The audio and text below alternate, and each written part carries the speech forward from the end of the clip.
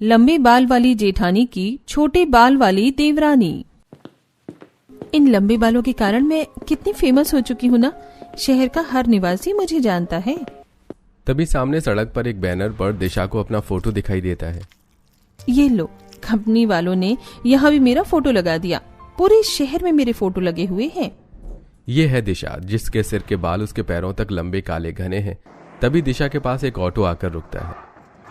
अरे दिशा जी, आप पैदल क्यों जा रही हो? चलिए मैं आपको छोड़ देता हूँ। अरे नहीं नहीं, मैं चली जाऊंगी।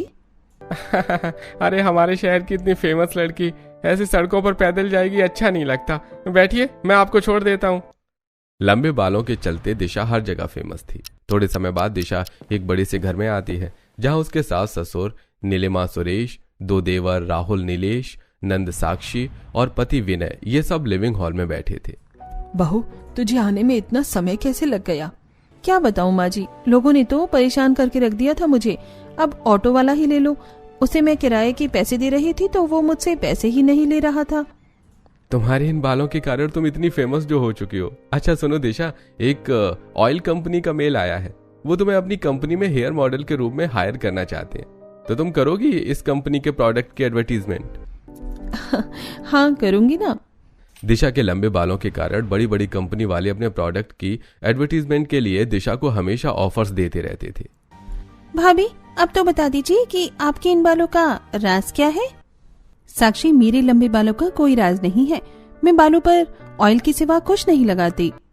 शाम का समय दिशा अपने कमरे में आईने के सामने बैठी अपने बालों को संवार रही थी। कितनी सुंदर है ना मेरे बाल, किसी की नजर न लगे मेरे बालों को। दिशा के बाल बचपन से ही काफी लंबे और घने थे। कुछ दिन बाद नीलिमा के घर उसकी बचपन की सहेली मेनका आती है।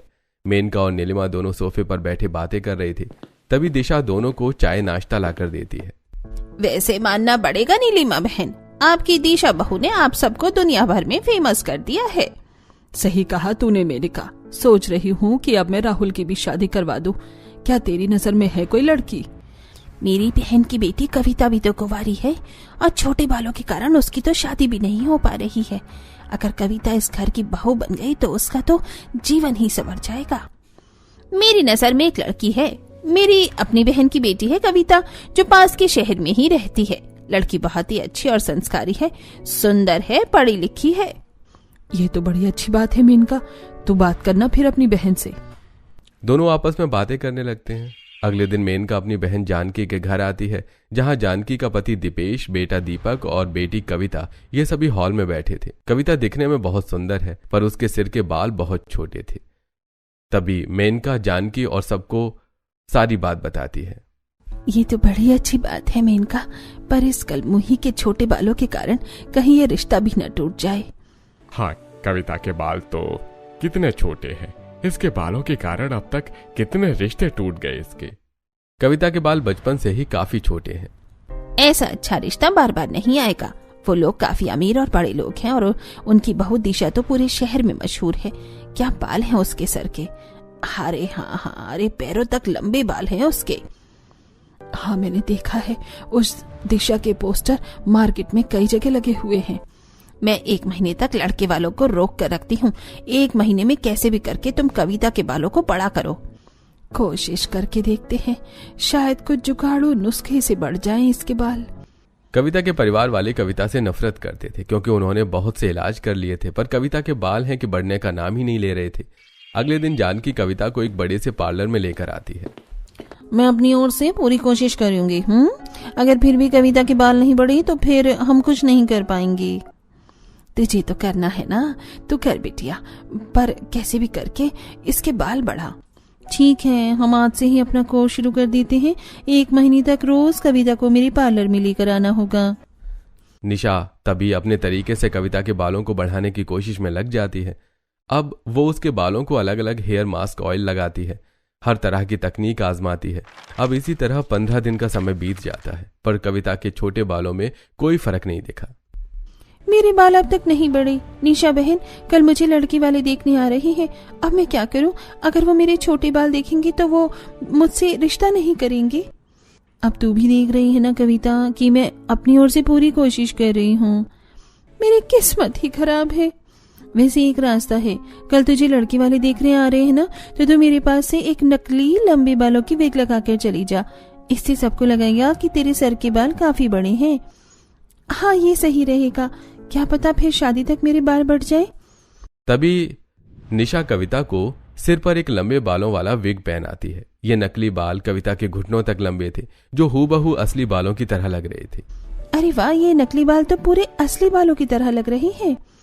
एक बात का ध्यान रखना कविता, इस विग को ज्यादा टाइम तक यूज मत करना, क्योंकि ज्यादा इस्तेमाल से इसके साइड इफेक्ट बहुत खतरनाक होते हैं। तभी कविता विग पहनकर घर आती है और अपने परिवार वालों को सारी बात बताती है। ये अच्छा हुआ, अब लड़के वाले तेरे असली छोटे बालों को देख ही नहीं पाएंगे। अगले दिन मेनका नीलिमा और उसके परिवार वालों को लेकर जानकी के घर आती हैं। सभी लोग लिविंग एरिया में बैठे होते हैं। अब वहां सब दिशा के लंबे बाल देखकर दंग रह जाते हैं। तभी कविता विग पहने सबके पास आती है। अरे वाह कविता, तेरे सर के बाल भी कितने लंबे हैं। इन्हें पता नहीं चलना चाहिए कि ये मेरे असली बाल नहीं बल्कि विग है। तभी नीलिमा और उसके परिवार वाले कविता को पसंद कर लेते हैं। हमें कविता बिटिया बहुत पसंद है और हम चाहते हैं कि कविता और राहुल की शादी 8 दिन बाद ही हो जाए। ये सुनकर कविता और सब दंग रह जाते हैं। अरे बाप रे, मेरा तो कोर्स अभी 15 दिन और बाकी है, अब क्या करूं? जैसा आपको ठीक लगे। शादी की तारीख 8 दिन बाद की तय करके नीलिमा और सब वहां से चले जाते हैं। आपको क्या जरूरत थी इतनी जल्दी शादी के लिए हाँ करने की? इतनी मुश्किल से कविता के लिए अच्छा रिश्ता आया है। अगर हम शादी का समय ज्यादा लंबा रखते तो रिश्ते में और कुछ गलत फहमियां पैदा होने लग जाती। अरे तो इसके बाल देख रहे हो आप कितने छोटे हैं। अगर उन्हें इसके बालों के बारे में पता चल गया तो वो ये रिश्ता ही तोड़ देंगे। एक रास्ता है जानकी। कविता, जैसे तूने अभी ये नकली बालों की विग पहनी है ना, तो तू अपने ससुराल में भी इसे पहने रखना। नहीं नहीं मासी, मैं इस विग का इस्तेमाल ज्यादा नहीं कर सकती। निशा बहन ने कहा है कि इसका इस्तेमाल ज्यादा करने से बहुत नुकसान होते हैं। देखो भाई, मेरा काम था तुम्हें अच्छा रिश्ता दिखाने का, अब आगे तुम्हारी मर्जी। ठीक है कविता, तू पहने रखना ससुराल में ये विग। फिर क्या था, 8 दिन बाद कविता और राहुल की शादी हो जाती है। रात का समय कविता का अपने ससुराल में घर प्रवेश होता है। इसके सिर पर लंबा सा घूंघट था। ये विग इतनी हिल क्यों रही है? कहीं ये सबके सामने गिर गई तो?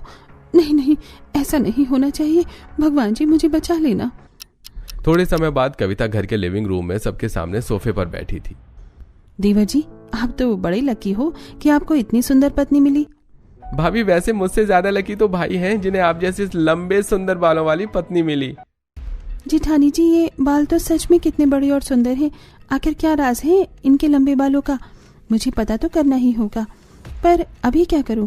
ये विग लूज होती जा रही है, कहीं ये सबके सामने गिर न जाए। थोड़े समय बाद कविता राहुल अपने कमरे में आते हैं तो कविता वॉशरूम में आकर अपने विग को देखती है, जो थोड़ा पीछे की साइड जा चुकी थी। तभी वो अपना विग निकालती है। बाप रे, ये विग पहनकर रखना कितना मुश्किल काम है। कविता, तुझे यहाँ सबसे ये बात छुपा कर रखनी होगी कि तेरे बाल इतने छोटे हैं। इधर दिशा अपने कमरे में आईने के सामने अपने बालों को संवार रही थी। दिशा, तुम अपने बालों को थोड़ा काट लो यार, कितने लंबे बाल हैं तुम्हारे। इतने लंबे बालों में तुम्हारा जी नहीं घबराता क्या? ये बाल मुझे अपनी जान से भी ज्यादा प्यारे हैं, मैं इन्हें 1 इंच भी नहीं काट सकती। अगले दिन दोनों देवरानी जेठानी रसोई में थे। कविता ने विग पहन रखा था। वो बार बार अपने सिर को हाथ लगाकर विग को चेक करती जा रही थी। क्या हुआ कविता, तू बार बार अपने सर पर हाथ क्यों लगा रही है? कुछ नहीं जेठानी जी, बस ऐसे ही। वैसे तेरे इन बालों को देखकर लगता नहीं कि ये बाल असली हैं। ये सुनकर कविता दंग रह जाती है। अरे बाप रे, कहीं जेठानी जी को पता तो नहीं चल गया कि ये बाल नकली हैं? कैसी बातें कर रही हो आप जेठानी जी? मेरे ये बाल भला नकली के होंगे? ये असली बाल हैं। अरे मजाक कर रही हूँ बाबा, वैसे तेरे बाल सच में बहुत सुंदर हैं। जेठानी जी, आपके सर के बाल भी तो कितने लंबे और सुंदर हैं। कैसे बढ़ाए आपने इतने बड़े बाल? मुझे भी बताइए ना, ताकि मैं भी अपने सर के बाल आपके बालों की तरह लंबे कर सकूं। मेरे बाल बचपन से ही लंबे हैं। पता है मुझे जेठानी जी, आप जानबूझकर मुझे अपने सीक्रेट तेल के बारे में नहीं बता रही हो, ताकि अगर मेरे भी बाल आपकी तरह बड़े हो गए तो सब आपकी तारीफ करना बंद कर देंगे, है ना? इसीलिए। अरे नहीं नहीं पगली, ऐसी कोई बात नहीं है। शाम का समय कविता घर में सफाई कर रही थी। अब सफाई करते करते उसकी विग सरकती जा रही थी। ये विग इतना हिल क्यों रहा है? कितना मुश्किल है विग पहने रहना। इधर घर में एक कंपनी वाले आए थे जो दिशा को अपनी कंपनी के प्रोडक्ट की एडवर्टीजमेंट करने का ऑफर दे रहे थे और उसके लंबे बालों के साथ उसकी पिक्चर ले रहे थे। आधी रात का समय था। कविता राहुल अपने कमरे में सोए हुए थे। तभी कविता के सिर की विग अचानक खुलकर गिर जाती है। कविता नींद में थी, इधर दिशा अपने कमरे में थी। कितना दर्द हो रहा है सर में, ऊपर से मेरे बालों का ऑयल भी खत्म हो गया। चलो कविता के पास से ऑयल लेकर आती हूँ। तभी दिशा अपने कमरे से बाहर आती है। अब इधर कविता के सिर की विग निकल चुकी थी और उसके असली बाल, छोटे वाले बाल सामने दिख रहे थे। तभी दिशा कविता के कमरे से बाहर आती है और दरवाजा खटखटाती है तो कविता नींद से जाग जाती है। इतनी रात को कौन आया होगा? कविता बेड से उठती है। अब उसके विग पीछे बेड पर ही पड़ी थी। कौन आया है कविता? देखती हूँ। कविता नींद में थी, इसलिए उसे पता ही नहीं चला कि उसके सिर की विग गिर चुकी है और राहुल ने उसे नींद में देखा था। तभी वो उठकर दरवाजे के पास आती है। तभी वो अपने सिर को हाथ लगाकर देखती है। अरे मेरा विग कहाँ गया? कविता पीछे मुड़कर देखती है तो उसका विग बेड पर पड़ा था। तभी वो जल्दी से आकर विग पहन लेती है। अच्छा हुआ सही समय पर मैंने विग को देख लिया। तभी कविता दरवाजा खोलती है। जेठानी जी आप? सॉरी मैंने तुझे इतनी रात को डिस्टर्ब किया। मुझे थोड़ा ऑयल दे कविता, मेरा हेयर ऑयल खत्म हो गया है। तभी कविता दिशा को बालों में लगाने वाला तेल देती है। वो लेकर दिशा वहां से चली जाती है। आज तो बाल बाल बची मैं, अब तो मैं रात के समय सोऊंगी ही नहीं। बालों के डर से कविता रात भर सो नहीं पाती। अब इसी तरह कविता बार बार अपने विग को संभालती रही और रात को वो सोती भी नहीं है। करीब 3 दिन बीत जाते हैं। एक दिन दोपहर में कविता अपने कमरे में बैठी थी। अब विग लगाने से उसके सिर में बहुत दर्द हो रहा था, ऊपर से उसे नींद भी बहुत आ रही थी। 3 दिन से नींद न सोने से सर में कितना दर्द हो रहा है, ऊपर से विग पहनकर रखने से सर में खुजली भी इतनी हो रही है। तभी कविता आईने के सामने आकर अपना विग निकाल कर अपने सिर को देखती है तो उसका सिर पूरा लाल हो चुका था और उसमें खुजली भी बहुत हो रही थी। तभी वो बेड पर आकर बैठ जाती है। कितनी खुजली हो रही है मेरे बालों में, ऊपर से ये। इतना कहते ही कविता बेड पर लेट जाती है और सो जाती है। अब उसके सिर पर विग नहीं थी। थोड़े समय बाद दिशा अपने कमरे में आती है तो कविता के छोटे बाल और उस नकली विग को देखकर उसके पैरों तले जमीन खिसक जाती है। ये क्या, नकली बालों का विग? और कविता के सर के बाल इतने छोटे कैसे? दिशा विग को हाथ में लेती है। तभी कविता नींद से जाग जाती है और अपनी जेठानी के हाथ में अपना विग देखकर कविता के होश उड़ जाते हैं। कविता तुम नकली बालों का विग पहनती हो? तुमने हमसे इतनी बड़ी बात क्यों छुपाई कि तुम्हारे सर के बाल इतने छोटे हैं? तभी कविता दिशा को सारी बात बताती है कि कैसे उसके छोटे बालों के कारण उसकी शादी नहीं हो पा रही थी और उसे कैसी कैसी परेशानियों का सामना भी करना पड़ रहा था। जेठानी जी मैं आपसे हाथ जोड़कर विनती करती हूँ, मेरे इन छोटे बालों और इस नकली विग के बारे में यहाँ किसी को कुछ मत बताना, वरना राहुल जी मुझे छोड़ देंगे। तू रो मत कविता, मैं तेरे बालों के बारे में किसी को नहीं बताऊंगी। अब तो सो जा, मैं घर के सारे काम कर लेती हूँ। मेरी मजबूरी समझने के लिए आपका बहुत बहुत धन्यवाद जेठानी जी। दिशा रसोई में आती है। घर में सबको लग रहा है कि कविता के बाल असली हैं, पर वो तो विग है। अब इसी तरह दिन प्रतिदिन बीतने लगे। दिशा किसी को कविता की सच्चाई नहीं बताती। एक शाम राहुल कंपनी के किसी काम से कविता के शहर आता है तो वहां उसकी मुलाकात एक पायल नाम की लड़की से होती है। आप कविता के पति हो ना? मैं कविता की बचपन की सहेली पायल हूँ। मैं उदयपुर शहर गई थी, इसलिए मैं आपकी शादी में नहीं आ पाई थी। मेरे पास एक चीज है, अभी कविता को दे देना, बोलना तुम्हारी सहेली पायल ने दी है। तभी पायल राहुल को एक फोटो फ्रेम देती है जिसमें कविता पायल दोनों की फोटो थी और इस फोटो में कविता के असली बाल थे जो कि काफी छोटे थे। अरे कविता के बाल, ये फोटो एडिटिंग किया हुआ है क्या? नहीं, ये असली है। ये हमने कविता के जन्मदिन पर खिंचवाई थी। पर कविता के बाल इतने छोटे? हाँ, बेचारी हमेशा अपने छोटे बालों को लेकर परेशान रहती थी। छोटे बालों के चलते उसकी शादी भी नहीं हो रही थी। पर आपने कविता से शादी की, सच में आप बहुत अच्छे इंसान हो राहुल जी। राहुल सारी बात समझ जाता है। ओह, तो ये बात है, कविता ने हम सबको इतना बड़ा धोखा दिया। इसका मतलब उसके वो लंबे बाल नकली हैं। रात का समय राहुल अपने कमरे में कविता के पास आता है। कविता आईने के सामने विग लगाए बैठी थी। कविता, तुम्हारी ये बाल असली है ना? हाँ असली है, पर आप ऐसा क्यों पूछ रही हो? तभी राहुल कविता के नकली बालों के विग को पकड़कर खींच लेता है तो सामने के कविता के असली बाल छोटे थे। तभी सब वहां आते हैं। अरे बहू के बाल इतने छोटे कैसे हो गए? इसके बाल बड़े थे ही नहीं माँ, इसने हम सबको धोखे में रखा। ये नकली विग पहनकर हम सबको बेवकूफ बना रही थी। ये सुनकर सबके होश उड़ जाते हैं। देवर जी को कैसे पता चली ये बात? बहू तुझे शर्म नहीं आई हमारे साथ इतना बड़ा खेल खेलते हुए? फिर क्या था, सब कविता को खूब खरी खोटी सुनाते हैं। नफरत करता हूं मैं तुमसे कविता। राहुल और सब बाहर चले जाते हैं। कविता फूट फूट कर रोने लगती है। खुद को संभाल कविता, पड़ गई आपके कलेजे में ठंडक। मेरे पति को सच्चाई बताकर मेरा संसार बर्बाद कर दिया आपने जेठानी जी। नहीं नहीं कविता, मैंने तीवर जी को कुछ नहीं बताया। मैं तो खुद हैरान हूँ कि उन्हें ये बात कैसे पता चली। बस कीजिए जेठानी जी, ये दो तरफा खेल आप किसी और के साथ खेलना। मैं आपको अपनी बड़ी बहन मानती थी और आपने मेरे साथ ऐसा किया। तभी कविता दिशा को अपने कमरे से बाहर निकाल देती है। कविता तो मेरी बात का विश्वास ही नहीं कर रही। अब कैसे समझाऊं उसे? रात का समय, कविता अकेली कमरे में बैठी रो रही थी। राहुल कमरे में नहीं आया था। अगले दिन कविता बिना विग के बाहर आती है। राहुल जी मुझे। राहुल उठकर अपने कमरे में चला जाता है। माँ जी मुझे माफ कर।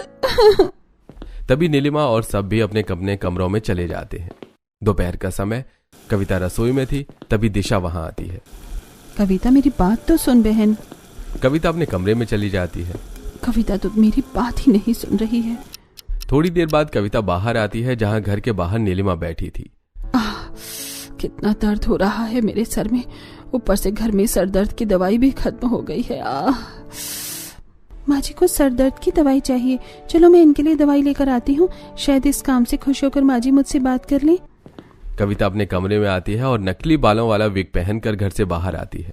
जब बाहर आस पड़ोस वाली महिलाएं कविता के लंबे नकली बालों को देखती हैं तो अरे वाह, नीलिमा बहन की छोटी बहू के बाल भी कितने लंबे हैं।